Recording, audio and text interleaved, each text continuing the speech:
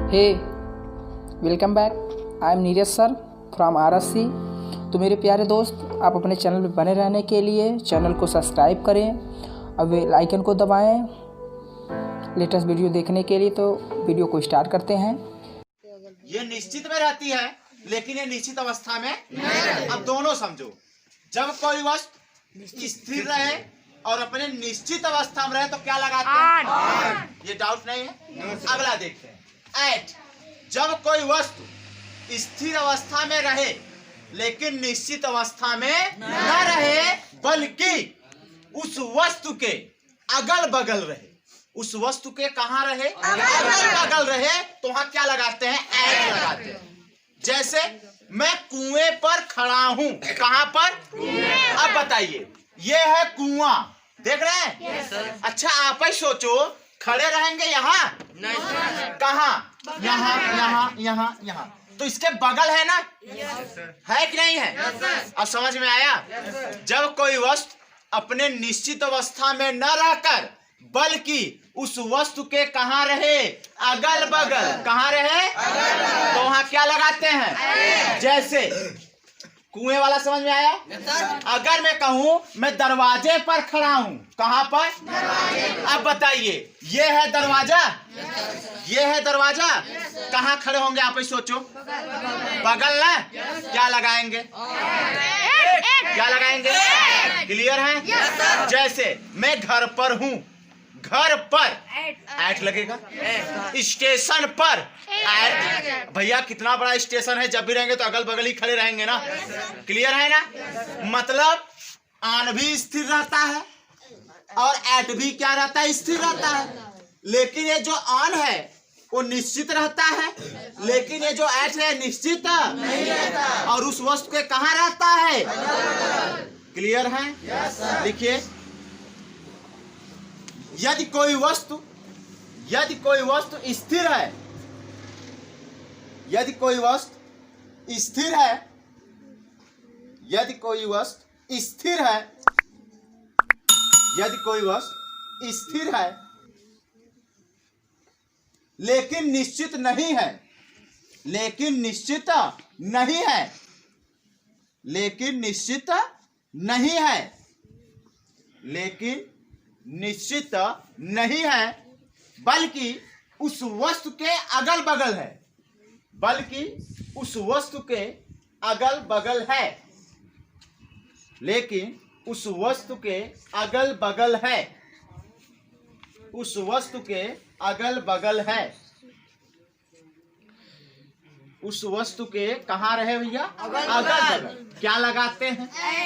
Eight लगाते हैं। जैसे मैं कुएं पर खड़ा हूं। देखिए, मैं कुएं पर खड़ा हूं, मैं कुएं पर खड़ा हूं। कहां खड़ा हूं भैया? अब बताइए, जब भी आप कुएं पर रहेंगे तो कहां रहेंगे? बीचों बीच कि उसके अगल बगल? तो क्या हो जाएगा? I am standing at the well, at the well. कोई डाउट?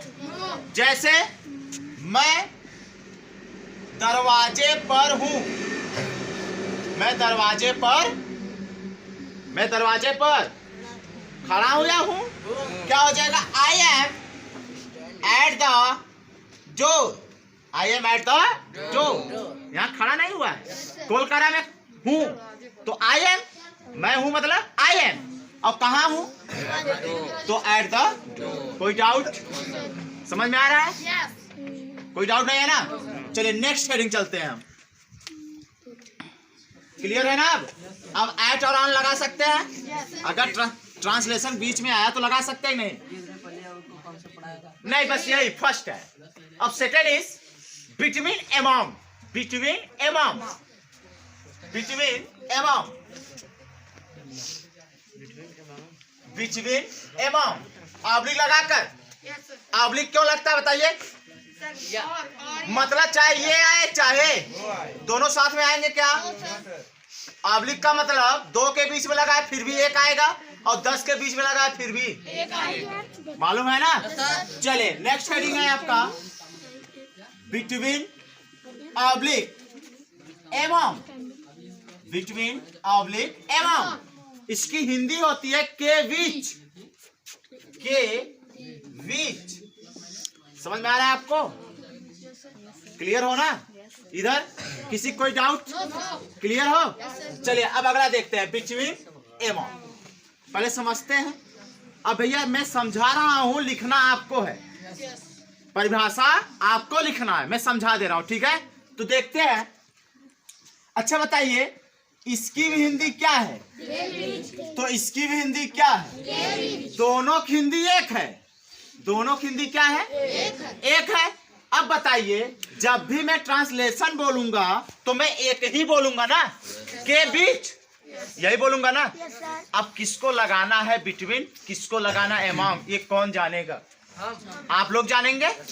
तो जानना चाहते हैं? तो देखते हैं बिटवीन कहाँ लगाते हैं और एमंग। जब दो लोगों में बात हो, कितने लोग? केवल दो लोग। जैसे मोहन और सोहन के बीच, किसके बीच? अब मोहन और सोहन कितने व्यक्ति हैं? क्या लगाओगे? क्लियर है? और अगर दो से अधिक हैं, दो से 3, 4, 5, 6, 7, 8, 9, 10, 1000, 3000, मतलब दो से अधिक, दो से क्या लगाओगे? और दो लोग हैं तब? समझ में आया? कैसे बताओगे?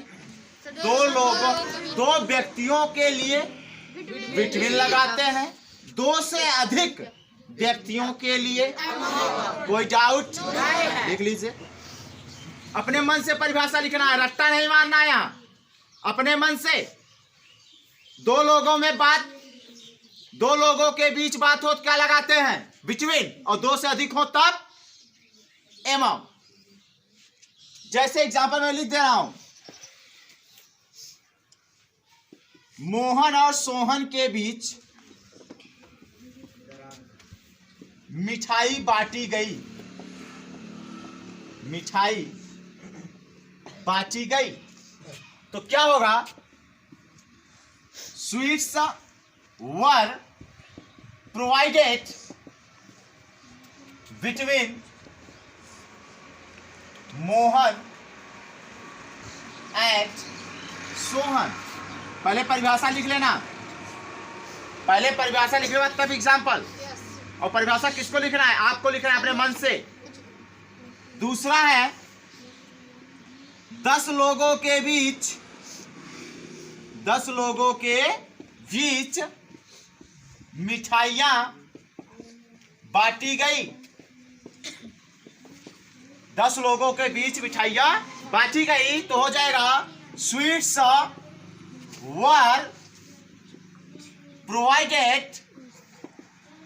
अब बताओ बिटवीन की एमंग क्यों? मतलब 10 लोग हैं और 2 होते तब बिटवीन लगता। कोई डाउट? तो लिख देंगे यहाँ क्या? Among 10 people. एमंग 10 पर्सन भी लिख सकते हैं, हम पर्सन भी लिख सकते हैं ना। लिख लीजिए इसको, लिख चुके हैं? हाँ, मोहन और सोहन बीच मिठाइयां, मोहन और सोहन ना, मोहन और सोहन के बीच मिठाइयां बांटी गई। समझ गए? वर इसलिए लगा, देखिए मिठाइयां बांटी गई, तो आप एक चीज पढ़े होंगे पैसू वाइज। तो मिठाइयां किसी के द्वारा बांटी गई कि मोहन सोहन बांट रहे हैं? मोहन सोहन बांट रहे हैं किसी के द्वारा, किसी के द्वारा। और जब कोई काम किसी के द्वारा होता है तो पैसू वाइज में जाता है। जैसे मैं अंग्रेजी बोलता हूं, ये तो टेंस है। आई स्पीक इंग्लिश, मेरे द्वारा अंग्रेजी बोली जाती है, तो इंग्लिश इज स्पोकन बाई मी, तो मेरे द्वारा बोली जा रही है। तो ये बताओ एक्टिव वॉइस है कि पैसिव वॉइस? किसी के द्वारा हो रहा है काम ना। तो जब कोई काम किसी के द्वारा हो तो उसे क्या कहते हैं? Passive voice. तो देखो मिठाई बांटी जा रही है। जैसे मान लीजिए घर पे कोई फंक्शन है, अब जो आए हैं मेहमान वो मिठाइयाँ बांटेंगे जा रही है, तो मोहन सोहन को मिठाई मिले मुझे पता है, तो मोहन सोहन खुद लिए कि किसी से लिए? किसी से मतलब किसी के द्वारा हो पाए ना, इसीलिए वहां वर्ड लग गया। ठीक, इसको सिंपल ट्रांसलेशन में भी बना सकते हैं आप। बीच में, जैसे मोहन और सोहन के बीच झगड़ा होता है, दरार है, दुश्मनी है। जैसे मोहन और सोहन के बीच क्या है? दुश्मनी है। क्या होता है? बैड ब्लड, मतलब दुश्मनी। There is bad blood between Mohan and, और 10 लोगों में है तब बिटवीन लगाओगे क्या 10 में? एमॉन्ग। क्लियर है? हमारा पूरा फोकस को लिए समझने के लिए बिटवीन और एमॉन्ग। कोई डाउट? नेक्स्ट हेडिंग लिखते हैं। मिटा सकते हैं? क्या कहोगे मिटाने के लिए? प्लीज। रफ। कोई डाउट? क्लियर? समझ में आ रहा है नहीं? यस।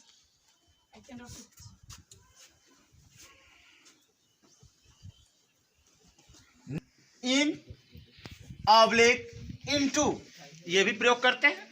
इन ऑब्लिक इनटू लिखिए। में, इन ऑब्लिक इनटू, जिसकी हिंदी क्या होती है? में।